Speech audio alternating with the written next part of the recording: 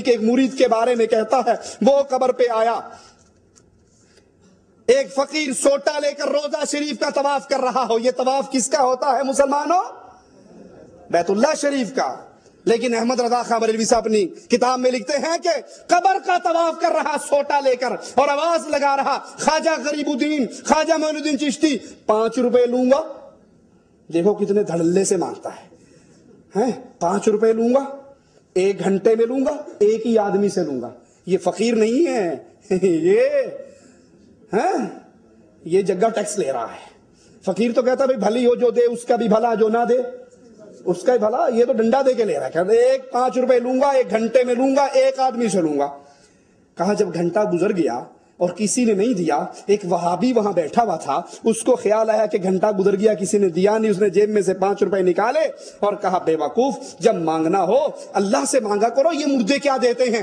5 روپے لے کے جیب میں ڈالے اور کہا واہ خواجہ واہ، دینے پر بھی آیا تو کس نامراد مردود خبیث سے لے کر دیے۔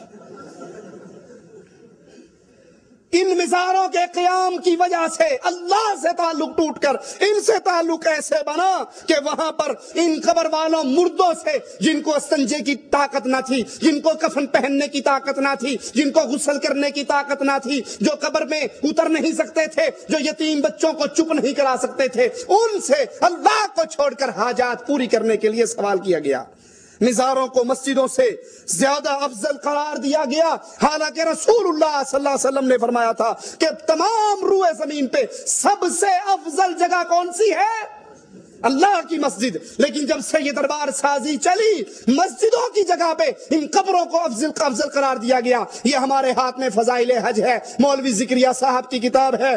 مولوی صاحب اس فضائل کے اندر اللہ کے نبی صلی اللہ علیہ وسلم کی قبر کے بارے میں غلو کرتے ہوئے کیا کہتے ہیں، ذرا آپ بھی سنیے۔ صفحہ نمبر 138 ہے، 138 پہ کہتے ہیں، مدینے میں جاؤ، قبہ خضراء پر نظر پڑے، عظمت اور ہیبت اور نبی کی علو شان کا استحضار کرو، یہ سوچو اس پاک قبے میں وہ ذات اقدس ہے جو ساری مخلوق سے افضل ہے، انبیاء کی سردار ہے، فرشتوں سے افضل ہے۔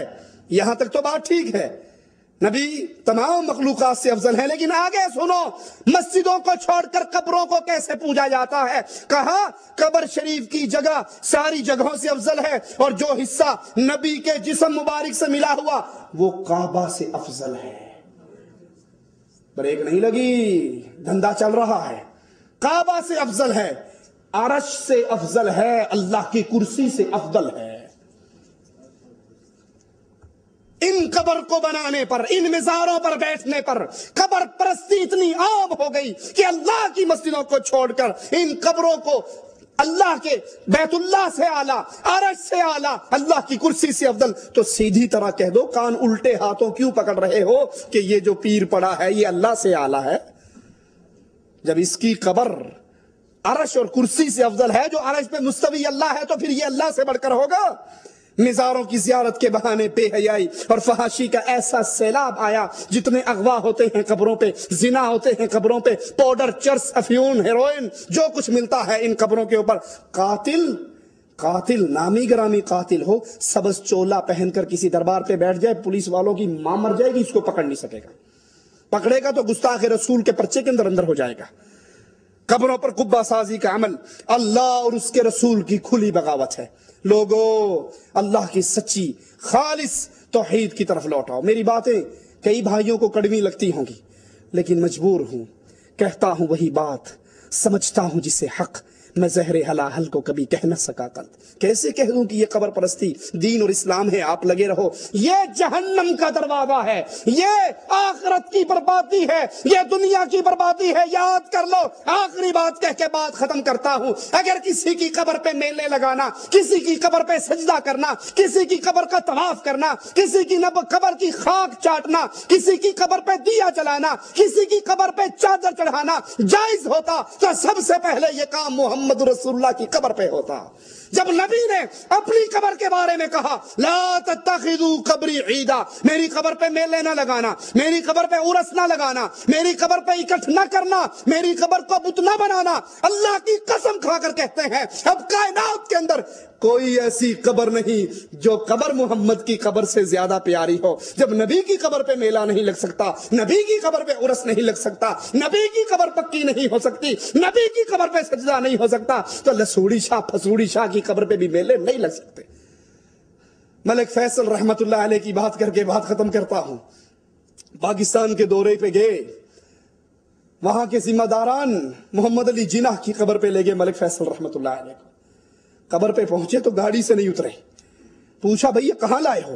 کہا آپ کو نہیں پتا یہ بانی پاکستان کی قبر ہے، آئیے سلام کیجئے۔ بابا جھکیے ادھر، ہم تو ہر سبز جھنڈی کو دیکھ کر جھک جاتے ہیں۔ وہ مواحد تھا، وہ مواحد تھا، وہ ان کے نقش قدم پہ چلنے والا تھا۔ ایک بادشاہ نے آرڈر جاری کر دیا جو میرے دربار پہ آئے سجدہ کرے۔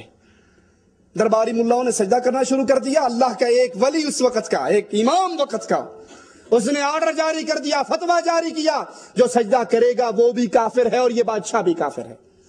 اسے اٹھا کے جیل میں ڈلوا دیا۔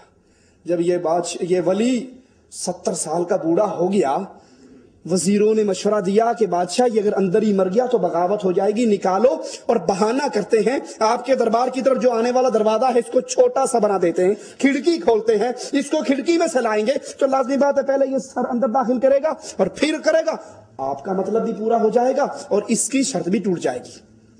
اب یہ بوڑھا لاٹھی ٹیک کے آ رہا ہے، اس نے کھڑکی کو دیکھا، سمجھ گیا اس کی پلاننگ کو، پیچھے ہو کے اکڑ کے سر داخل کرنے کی بجائے پہلے ٹانگیں داخل کی، اللہ اکبر، اور پھر اپنا سر داخل کیا اور کہا یہ گردن کٹ سکتی ہے، غیر اللہ کے سامنے جھک نہیں سکتی، نہ گھوڑے کے سامنے نہ سنڈے کے سامنے۔ ملک فیصل رحمت اللہ علیہ اپنی گاڑی سے نہیں اترے، کہا تم لائے ہو مجھے بابا جناح کی قبر پہ سلام کروانے کے لیے، مجھے حدیث رسول سے ثابت کر دو میرے پاس قبر محمد رسول اللہ کی ہے، اللہ کی قسم میں اس کو سونے سے بنا کر سجدے کروں گا، ثابت تو کر دو۔ یہ توحید ہے یارو، جس کے لیے تمام انبیاء آئے، جس کے لیے نبی کا ماتھا پھٹا، جس کے لیے نبی کے دندان مبارک شہید ہوئے۔ اللہ کے لیے اس توحید پہ غور کرو، ایمان اور عقیدہ ایسا بنا لو اللہ کے علاوہ کوئی خالق نہیں، کوئی مالک نہیں، کوئی رازق نہیں، کوئی رب نہیں، کوئی مشکل کشا نہیں، کوئی حاجت روا نہیں، کوئی غوث اعظم نہیں، کوئی بری سرکار بری کرنے والا نہیں، کوئی اولاد دینے والا نہیں، کوئی شفا دینے والا نہیں، کوئی رزق دینے والا نہیں، کوئی داتا نہیں، کوئی گنج بخش نہیں، کوئی نہیں، سارے فقیر، منگتے، بھوکے، کلاش، مجبور اور غنی کرنے والا اللہ عز و جل۔ اللہ ہم اس حال میں اٹھانا، تو ہم سے راضی ہو، ہم تجھ سے راضی ہوں۔ اللہ ہمارے دامن کے اندر بہت گناہ ہیں ربا، لیکن اللہ ایک سوال کرتے ہیں، ہمارے دامن میں سارے گناہ ہوں گے، شرک والا گناہ نہیں ہے۔ اللہ تیری توحید کا واسطہ ہمیں جب بھی موت دینا اس حال میں دینا تو ہم سے اے ہمارے داتا راضی ہو چکا ہو، ہم تجھ سے راضی ہو چکے ہوں، ادھر ہماری روح نکل رہی ہو، ادھر جنت کے لیے ہمارے لیے دروازے کھل رہے ہوں۔ اقول قولی ھذا واستغفر اللہ لی ولکم ولسائر المسلمین فاستغفروہ انہ ھو الغفور الرحیم۔ سوالوں کا جواب انشاءاللہ اگلے درس میں دیں گے، وقت کافی ہو چکا ہے۔ سبحانک اللہم بحمدک اشہد ان لا الہ الا انت استغفرک